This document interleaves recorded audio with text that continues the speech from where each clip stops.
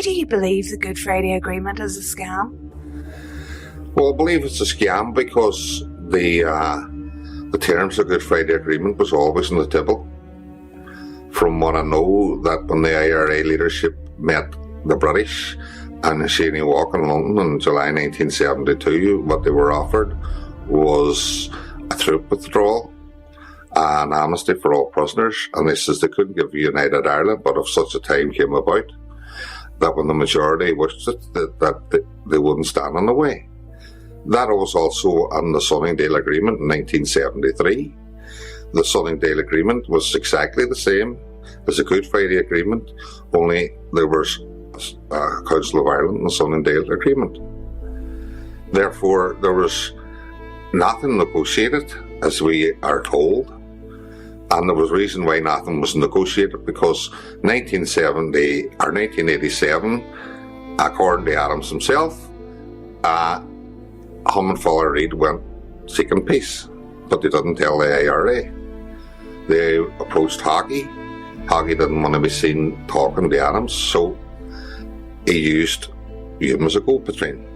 And that was the start of Hume's-Adams talks. And that was Charlie Hockey? Charlie Hockey, yeah.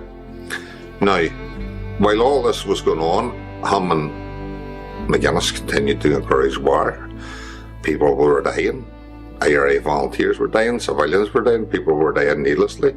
They were dying to an war that the IRA leadership intended in at some point when the opportunity arose. And the thing was too, we often hear about McGuinness was a negotiator and stuff like that. The main players in the Sunningdale Agreement, or the Good Friday Agreement, was the SDLP and the Unionist Party. They were the big parties then.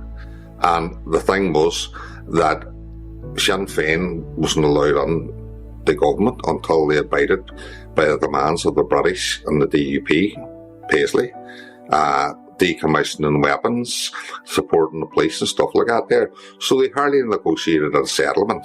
You know, they accepted what was on the table and everything else, and they played along with it. And now we're told it was a great thing. But this could have happened back in 1973 when the same thing was on the table. So why did it continue all this time? Why did the war go on and stuff like this, and all these people die? And as I say, that when they talk about the peace process is a scam for the simple reason that sectarianism is as bad as it ever was.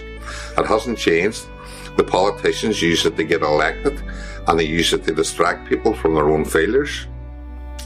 And that they have never changed nothing in 30 years for the ordinary people, especially the ordinary people in Derry.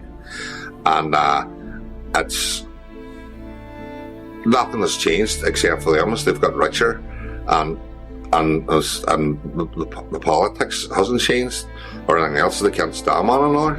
But still now we see Sinn Féin saying they are now meeting and greeting the royal family to reach out for unionists, but the unionists still hit them as much as ever, which raises questions in my mind why they really, you know, I often starting to believe this could be something to do with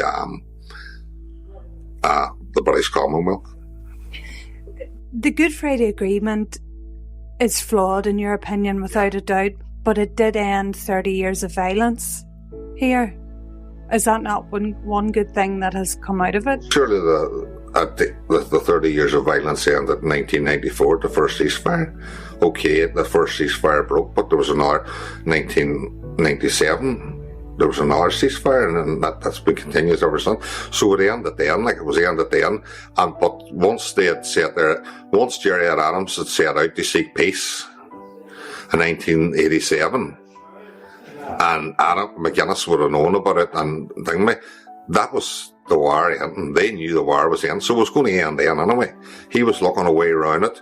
He knew that there was people in the IRA wouldn't agree with it, and he had to carry them along until such the times was right, and that was costing people their lives.